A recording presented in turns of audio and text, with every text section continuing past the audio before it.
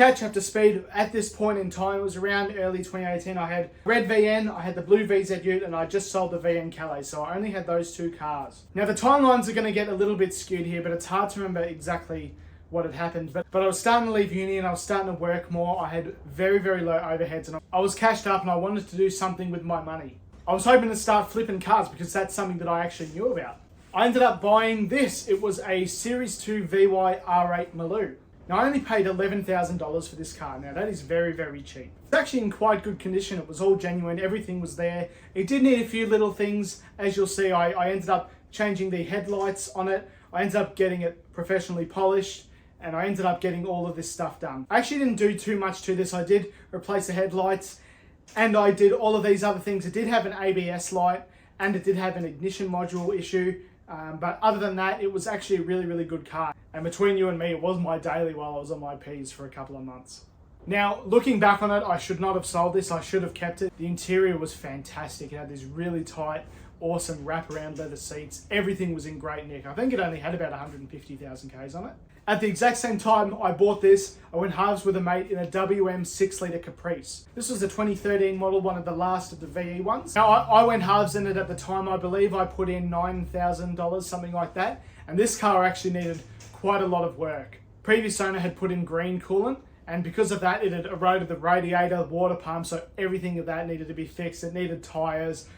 It just needed a bunch of new stuff. It was actually in pretty good condition externally and the interior was really good. We did get it professionally cleaned and buffed and polished. After all of that effort trying to clean this car and all the time picking it up and dropping it off from mechanics and putting on tyres and all of that, I think I made $1,500, which is just such a small amount of money for the amount of effort that was put into that.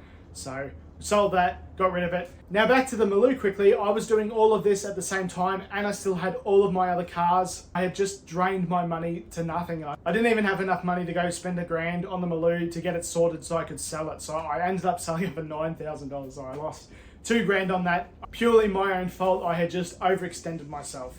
After doing all that, I realized that flipping cars is not really for me. It is actually quite hard. It's not as easy as all the TikToks and YouTubes make it out to be. It's really not easy. Again, the market was completely different then. $9,000 for a Maloo was actually not that far off, which is crazy now because they're like 40 grand, but that's what it is. This was the lowest financial point I had ever been in, and I probably only had about $800, but I had all of these expensive cars and it just made no sense. All the cars needed money spent on them, everything was breaking, and I really had no money, so I ended up buying an AU Falcon. One of my mates posted this AU. It was only $400 and it had 6 months rego at the time, which was fantastic. It was a dedicated gas car.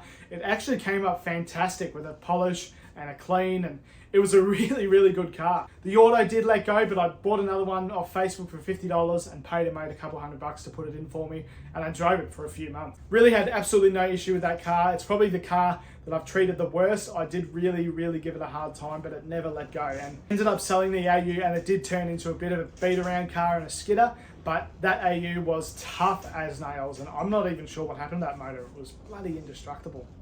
I would definitely like to buy an AU again. That car was fantastic, and it was, for such a cheap car, it was so comfortable, so good on gas. It was just an actually nice car to drive. I knew that I wasn't doing life properly when I was driving this AU and I pulled into a servo and I had to check my phone if I had enough money, despite having $50,000 of cars sitting at home. I was only like 21, so I didn't really understand what I was doing. I just had been working really hard and saved all my money and was buying cool stuff, but it actually screwed me a little bit. However, in around 3 weeks, I sold the Maloo, I sold my VZ Ute, and I sold the WM. After that, it was like a breath of fresh air. I can start wasting money on cars again, and then I did. Another car popped up for sale that is vital to what I'm doing here. It was a manual 5-litre VR Wagon. Now this was a factory 5-litre car. It wasn't factory manual, but it had been done pretty properly actually.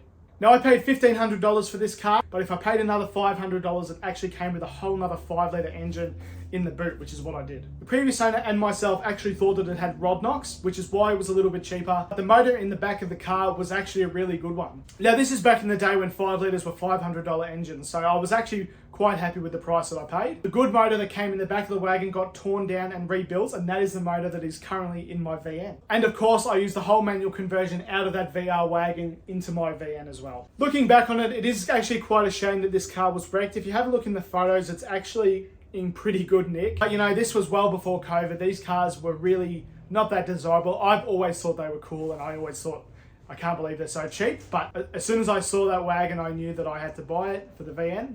Now, what happened to the rod knocked motor? Well, I actually ended up giving it to a local engine shop in exchange for getting my heads poured and polished on the VN. The engine builder actually told me that the 5 litre I gave him actually wasn't rod knocked. It was just the harmonic balancer had let go. In the end, after all the parts were stripped from this wagon, it just ended up being scrapped. This was actually my next car, the Series 3 VSU. I went to the eastern suburbs of Melbourne to buy this for around $2,000. I think maybe early 2019, I can't exactly remember when it was, but as soon as I drove this car, I knew it was for me. It was a really, really good, perfect P-plater car. Didn't have the canopy on it, it just had a tarp, and I ended up putting a subwoofer in the passenger seat. I've done a whole video just on this ute in the last couple of days, so if that's something you'd be interested in, I'll put the link in the description. In that whole time that I owned it, the only thing that went wrong with it was an alternator, which I was very, very happy with. This was a great ute. It was just, yeah, it's such a good car. I did have a subwoofer in the passenger seat, and it actually went really hard, as long as nobody was sitting there. It did have VN Calais wheels when I bought it, which I did really like, and I kept them for a while. But in the end, I did just run stockies and center caps. And at the moment, it's just got these VX Bellina wheels on them, just because I wanted to use the stockies on my other car. The body's actually not in terrible condition. It does have a canopy on it now, which I've actually really warmed to. I ended up selling it on the other side of Melbourne again for around $1,100, which sounds really cheap, but it only had about 3 weeks reg, and it had a really bad leak from the rear main seal. Anyway, about another 18 months roughly later, I was driving around in the VN, and I saw this car parked on the side of the road only 2 minutes from my house. Anyway, I do a U-turn, almost break my neck, looking at it, pull up behind it and get out of the car, and I knew that that was my car. My plan was then to wait in the VN until the owner of this came out so I could talk to him about the car. And that's exactly what I did. I waited in the VN for about 45 minutes. The owner came up, and he was an older boy, and he bought this, and he'd repaired a lot of things. He put the canopy on it. And anyway, I was thrilled that the person that bought this car had some age on him, because he's not going to be going around and thrashing this thing. So this car has had a really, really good life.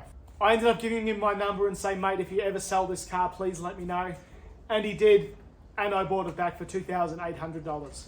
Now the price is higher. This was a little bit more in the peak of COVID pricing, but he'd also spent quite a bit of money on the car, fixing some seals, and he put the canopy on it, and he's done a few things, so I was more than happy with that price. If you're interested more in this car, then I did do a video about it not that long ago. I'm not really sure what I'm going to do with this ute. I've done nothing to it since I bought it. It's literally just sat here. It's way too good to wreck, but I don't really want to sell it. It would be cool if it was a manual. I still really don't know what I'm going to do with it. Alright, I hope you guys enjoyed me rambling on for 8 minutes about my old cars. Next episode will involve lots of VTVXs and a car accident. Obviously, because of the nature of this video, I can't keep making them, as I'm going to run out of cars. If you're enjoying this kind of content, subscribe and follow along for what I'm doing.